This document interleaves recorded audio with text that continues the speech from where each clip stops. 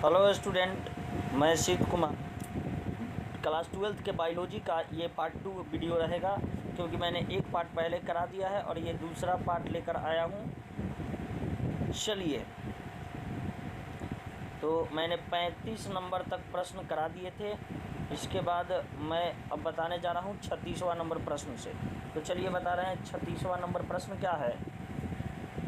एकीडना है, इनमें से एकीडना है। एकीडना क्या है, मतलब एकीडना है तो फर्स्ट ऑप्शन है योजक कड़ी, सेकंड ऑप्शन बी है अवशेषी अंग, ऑप्शन सी है विलुप्त कड़ी और ऑप्शन डी है इनमें से कोई नहीं। ऑप्शन डी है इनमें से कोई नहीं। तो इसका राइट आंसर होगा option A. Option A is right answer होगा इसका क्या, योजक कड़ी। बाकी सभी आंसर गलत है और इसका राइट आंसर है योजक कड़ी। योजक कड़ी इसका राइट आंसर है। चलिए, 37वां नंबर प्रश्न है। डोडो है, ऑप्शन ए में है विलुप्त प्रजाति, ऑप्शन बी है संकटग्रस्त प्रजाति, ऑप्शन सी है आपत्तिग्रस्त प्रजाति और ऑप्शन डी है इनमें से कोई नहीं। तो इसका राइट आंसर होगा ऑप्शन ए, विलुप्त प्रजाति। डोडो क्या है, तो डोडो विलुप्त प्रजाति है। तो इसका राइट आंसर होगा ऑप्शन ए, बाकी सभी ऑप्शन गलत होंगे। डोडो क्या है, तो डोडो विलुप्त प्रजाति है। जो प्रजातियां विलुप्त हो चुकी हैं उनका नाम क्या रखा जाता है, डोडो रखा जाता है। अर्थात डोडो विलुप्त प्रजातियों को कहा जाता है डोडो। ठीक है, चलिए अगला प्रश्न बताते हैं। चलिए अगला प्रश्न है 38वां नंबर। निम्नलिखित में से कौन द्विगुणित संरचना है। ऑप्शन ए है अंडाणु, ऑप्शन बी है भ्रूणपोष, ऑप्शन सी है युग्मनज और ऑप्शन डी इनमें से सभी। ऑप्शन डी इनमें से सभी। तो इसका राइट आंसर होगा ऑप्शन सी, युग्मनज। इसका राइट आंसर होगा ऑप्शन सी, युग्मनज। बाकी सभी ऑप्शन गलत हैं। इसका राइट आंसर क्या होगा, युग्मनज। युग्मनज इसका राइट आंसर होगा, बाकी सभी गलत होंगे। ऐसे पकड़ो। चलिए अगला प्रश्न है 39वां नंबर प्रश्न है। निम्नलिखित में से कौन पौधा जलोढ़विद है। ऑप्शन ए सिंघारा, ऑप्शन बी नागफनी, ऑप्शन सी शीशम और option D acacia. Option D है एकेसिया। तो चलिए इसका राइट आंसर होगा ऑप्शन ए। इसका राइट आंसर होगा ऑप्शन ए, सिंघारा। बाकी सभी ऑप्शन गलत हैं। चलिए अब बताते हैं 40वां नंबर प्रश्न। सटोर 40वां नंबर प्रश्न है। सरटोली कोशिका पाई जाती है। सरटोली कोशिका पाई जाती हैं। ऑप्शन ए में वृषण में, ऑप्शन बी में गर्भाशय में, ऑप्शन सी में अंडाशय में और ऑप्शन डी यकृत में। तो सरटोली कोशिका पाई जाती हैं ऑप्शन ए, वृषण में। ऑप्शन ए इसका राइट आंसर होगा। सरटोली कोशिका किसमें पाई जाती हैं, तो वृषण में। तो ऑप्शन ए इसका राइट आंसर होगा, बाकी सभी ऑप्शन गलत हैं। चलिए आगे बताते हैं।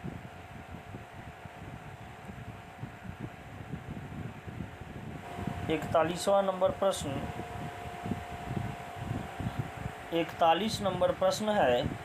मनुष्य यानी पुरुष में गुणसूत्रों की संख्या कितनी होती है। पुरुषों में गुणसूत्रों की संख्या कितनी होती है, तो पुरुषों में गुणसूत्रों की संख्या ऑप्शन ए में है 44XX, ऑप्शन बी में है 44 + XY, ऑप्शन सी में है 46 + XY और ऑप्शन डी में है 46 + XX। तो पहले तो ये समझ लेना है कि पुरुषों में गुणसूत्र जो होता है X और Y होता है। X और Y दोनों होता है। तो जिस में ऑप्शन ए में XX दिया है तो ये तो गलत हो गया। फिर डी में भी XX दिया है, ये भी गलत हो गया। और बी में 46XY दिया है जो कि गलत है। 44XY सही होगा, इसका राइट आंसर होगा 44XY। चलिए अगला प्रश्न बताते हैं।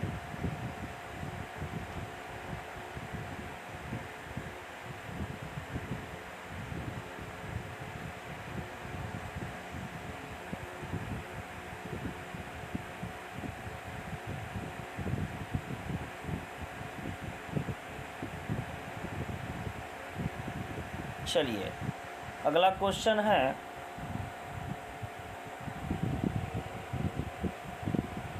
गोंडा अभयारण्य किस राज्य में है? गोंडा अभयारण्य किस राज्य में है? ऑप्शन ए असम में, ऑप्शन बी पश्चिम बंगाल, ऑप्शन सी उत्तर प्रदेश और ऑप्शन डी बिहार में। तो इसका राइट आंसर होगा ऑप्शन ए असम में। बाकी सभी ऑप्शन गलत होंगे। चलिए आगे बढ़ते हैं। 43वां नंबर प्रश्न है, बायोगैस में होता है। ऑप्शन ए में है CO2, ऑप्शन बी में है H2, ऑप्शन सी में है CH4 और ऑप्शन डी में है ये सभी। तो इसका राइट आंसर होगा ऑप्शन डी, ये सभी बायोगैस में होते हैं। बायोगैस में कार्बन डाइऑक्साइड भी होता है, बायोगैस में हाइड्रोजन भी होता है, बायोगैस में मीथेन भी होता है। तो इस प्रकार इसका राइट आंसर होगा ऑप्शन डी, ये सभी। चलिए आगे बढ़ते हैं। 44वां नंबर प्रश्न, क्रॉसिंग ओवर किस अवस्था में होता है? क्रॉसिंग ओवर किस अवस्था में होता है? ऑप्शन ए है लेप्टोटीन, ऑप्शन बी है साइटोकाइनेसिस और ऑप्शन सी है पैकिटीन, ऑप्शन डी है डाइकाइनेसिन। तो इसका राइट आंसर होगा पैकिटीन। बाकी सभी ऑप्शन गलत हैं। चलिए 45वां नंबर प्रश्न बताते हैं। PCR से किसकी जांच होती है? PCR से किसकी जांच होती है? PCR से किसकी जांच होती है? तो ऑप्शन ए है HIV का, ऑप्शन बी है क्षय रोग का, ऑप्शन सी है हैजा का और ऑप्शन डी है कैंसर का। तो इसका राइट आंसर होगा दोस्तों HIV का। PCR से HIV की जांच होती है, PCR से HIV की जांच होती है। बाकी सभी ऑप्शन क्या है? गलत है मित्रों। चलिए आगे बढ़ते हैं। चलिए अगला प्रश्न है, 46वां नंबर प्रश्न है, प्रत्येक जीवित पादप कोशिका से पूर्ण पौधा बन जाता है, इस गुण को कहते हैं। प्रत्येक जीवित कोशिका से पूर्ण पौधा बन जाता है, इस गुण को क्या कहा जाता है? प्रत्येक जीवित पादप कोशिका से एक पौधा बन जाता है, इस गुण को क्या कहा जाता है? पहला ऑप्शन है क्लोनिंग, दूसरा ऑप्शन है सोमा क्लोनल और तीसरा ऑप्शन है सी नंबर ऑप्शन है टोटीपोन्टेसी और डी नंबर ऑप्शन इनमें से सभी। तो इसका राइट आंसर होगा ऑप्शन सी टोटीपोटेंसी। बाकी सभी ऑप्शन गलत है। चलिए आगे बढ़ते हैं। 47वां प्रश्न, आवृत बीजी पौधों के भ्रूणपोष में गुणसूत्रों की सूत्रगुणता क्या है? ऑप्शन ए में n, ऑप्शन बी में 2n, ऑप्शन सी में 3n और ऑप्शन डी में ए और सी दोनों। तो इसका राइट आंसर होगा ऑप्शन सी 3n। बाकी सभी ऑप्शन गलत हैं। चलिए 48वां नंबर प्रश्न बताते हैं। जब संतति की उत्पत्ति एकल जनक द्वारा होती है तब यह कहलाता है। जब संतति की उत्पत्ति एकल जनक द्वारा होता है तब यह क्या कहलाता है, ये बताना है। ऑप्शन ए में है लैंगिक जनन, ऑप्शन बी में अलैंगिक जनन, ऑप्शन सी में ए और बी दोनों, ऑप्शन डी में इनमें से आंतरिक निषेचन। तो इसका राइट आंसर होगा अलैंगिक जनन, ऑप्शन बी। बाकी सभी ऑप्शन गलत हैं। चलिए आगे बढ़ते हैं।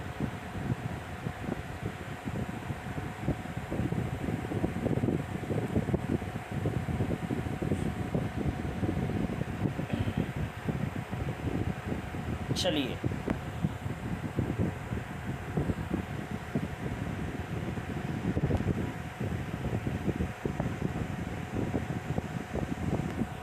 नेक्स्ट प्रश्न है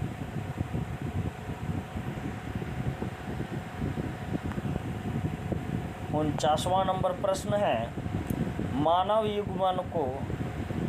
युग्मनकों में गुणसूत्रों की संख्या कितनी होती है? मानव के युग्मकों में गुणसूत्रों की संख्या कितनी होती है? Option A 21, option B 23, option C 44 और ऑप्शन डी 46। तो इसका राइट आंसर होगा ऑप्शन बी 23 जोड़ा। ऑप्शन बी 23 जोड़ा युग्मक होते हैं। 23 जोड़ा युग्मक होते हैं। बाकी सभी ऑप्शन गलत होंगे।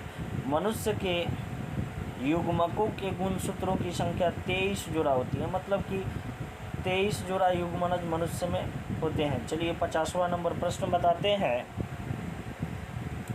50वां नंबर प्रश्न, रेस्ट्रिक्शन एंजाइम है। Option A exonuclease, option B endonuclease, option C ligase और ऑप्शन डी पॉलीगेज।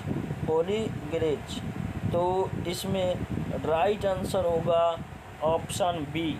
इसका राइट आंसर होगा ऑप्शन बी एंट्रोन्यूक्लियस। बाकी सभी ऑप्शन क्या है, गलत है। चलिए 51वां नंबर प्रश्न बताते हैं। राष्ट्रीय उद्यान में सुरक्षा प्रदान की जाती है। राष्ट्रीय उद्यान में सुरक्षा प्रदान की जाती है। राष्ट्रीय उद्यान में सुरक्षा प्रदान की जाती है। ऑप्शन ए क्लोरा की, ऑप्शन बी फाउना की, ऑप्शन सी पारिस्थितिकी तंत्र की और ऑप्शन डी ए और बी दोनों। तो इसका राइट आंसर होगा दोस्तों ऑप्शन डी ए और बी दोनों, क्लोरा और फाउना ए और बी दोनों ही इसका राइट आंसर होगा। अतः ऑप्शन डी इसका राइट आंसर होगा। चलिए 52वां नंबर प्रश्न बताते हैं। द्वितीयक उत्पादक किससे संबंधित है? द्वितीयक उत्पादक किससे संबंधी है? तो ऑप्शन ए है उत्पादक, ऑप्शन बी है शाकाहारी, ऑप्शन सी है मांसाहारी, ऑप्शन डी है इनमें से कोई नहीं। तो इसका राइट आंसर होगा दोस्तों शाकाहारी। द्वितीयक उत्पादक शाकाहारी से संबंध रखता है। तो इसका राइट आंसर होगा शाकाहारी से। चलिए आगे बढ़ते हैं।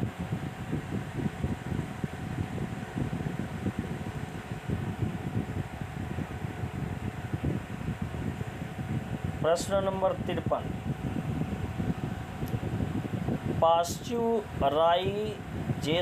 पाश्चुराइजेशन में गर्म करते हैं।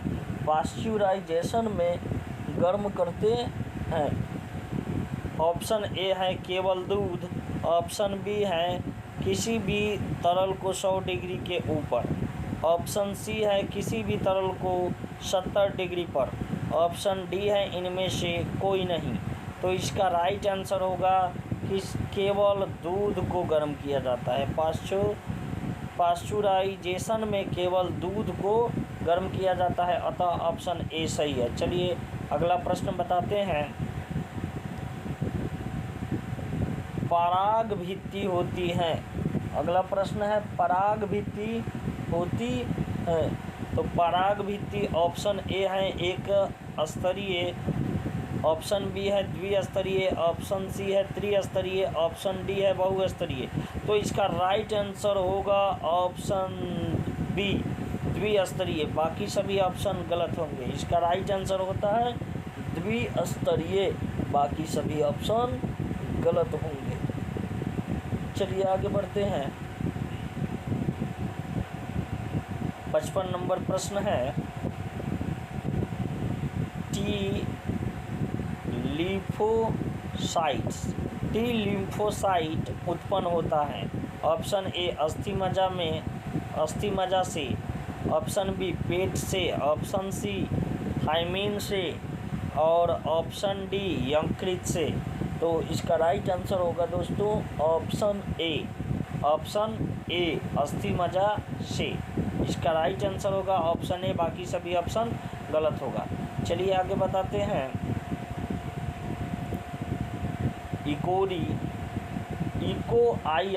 इको आईआर एंजाइम स्रोत हैं, इको आईआर एंजाइम स्रोत हैं।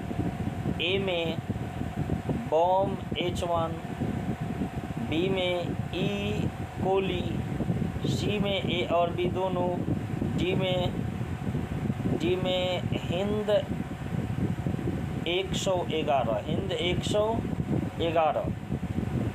अब इनमें से राइट आंसर होगा दोस्तों, इसका राइट आंसर, इसका थोड़ा कन्फ्यूजन है दोस्तों, तो इसको किसी अगले वीडियो में बता देंगे। इसको छोड़ते हैं, आगे बढ़ते हैं थोड़ा।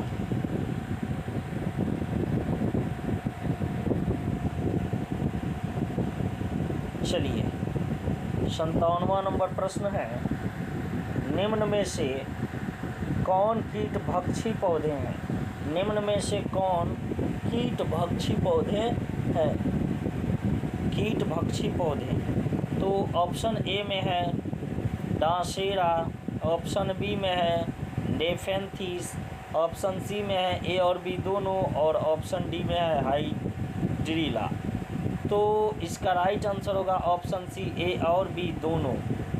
डांसेरा और नेफेंथिस दोनों ही कीटभक्षी पौधे हैं, अतः इसका राइट आंसर होगा ऑप्शन सी। चलिए आगे बढ़ते हैं। 58वां नंबर प्रश्न है, निम्न में से कौन उभयलिंगी प्राणी है? निम्न में से कौन उभयलिंगी प्राणी है?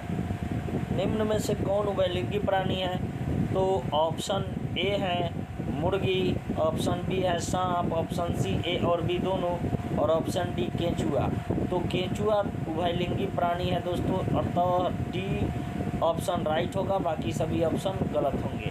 चलिए अगला प्रश्न बताते हैं। 59वां नंबर प्रश्न, क्लोरेला निम्न में से क्या है?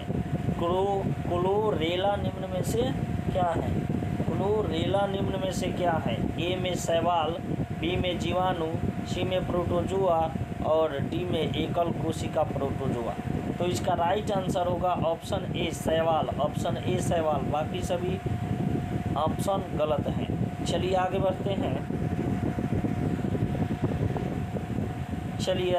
हैं। 60वां नंबर प्रश्न है, काईजीन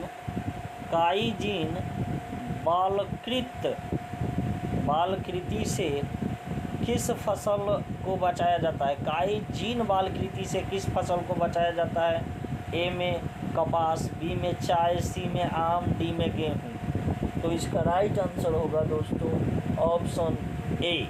ऑप्शन ए इसका राइट आंसर होगा कपास, बाकी सभी ऑप्शन गलत होंगे। चलिए आगे बढ़ते हैं। 61वां नंबर प्रश्न, निम्न में से डीएनए में कौन से प्यूरिन बेस हैं? ऑप्शन ए एडेनिन और साइटोसिन, ऑप्शन बी साइटोसिन और थाइमिन, ऑप्शन सी एडेनिन और गुआनिन, ऑप्शन डी इनमें से कोई नहीं।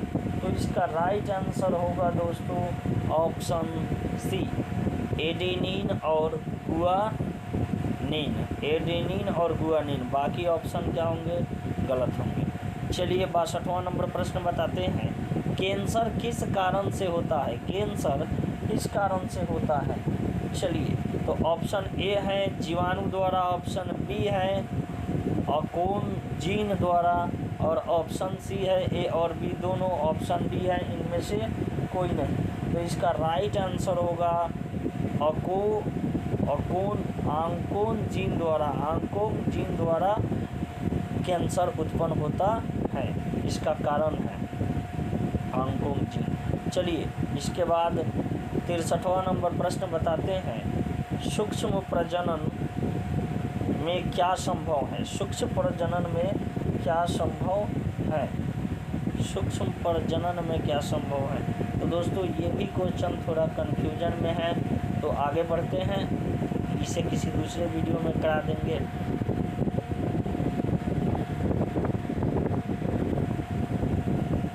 चलिए दोस्तों 64वां नंबर प्रश्न, आरएनए के पाइलिमिडीन में पाया जाता है, आरएनए के पाइलिमिडीन में पाया जाता है, आरएनए के पाइलिमिडीन में पाया जाता है। ऑप्शन ए साइटोसिन एवं थाइमिन, ऑप्शन बी एडेनिन एवं गुआनिन, ऑप्शन सी साइटोसिन एवं यूरेसिल, ऑप्शन डी थाइमिन एवं यूरेसिल। तो इसका राइट आंसर होगा दोस्तों, इसका राइट आंसर होगा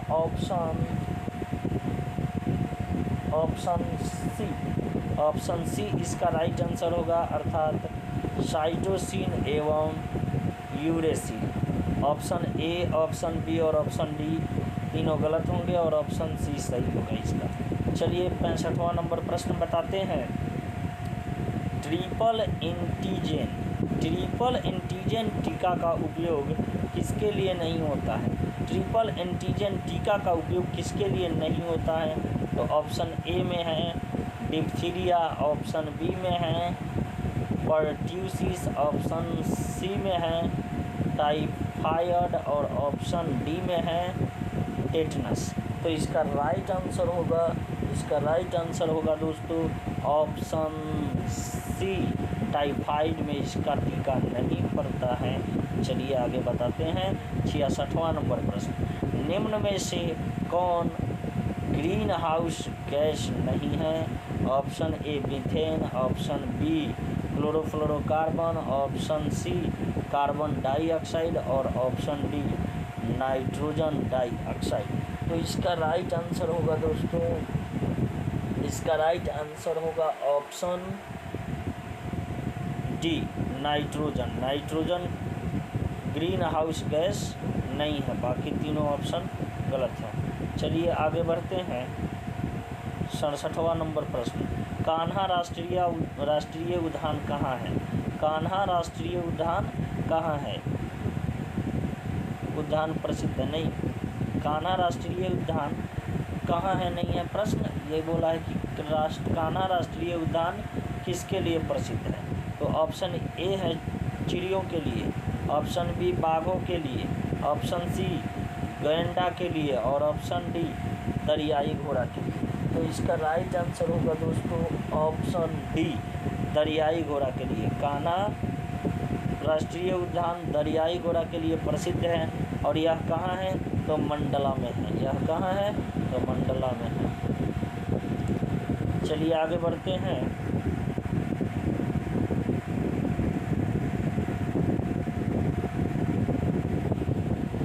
चलिए 68वां नंबर प्रश्न है, निम्न में कौन आहार श्रृंखला का क्रम सही है? निम्न में कौन आहार श्रृंखला का क्रम सही है? निम्न में कौन आहार श्रृंखला का क्रम सही है?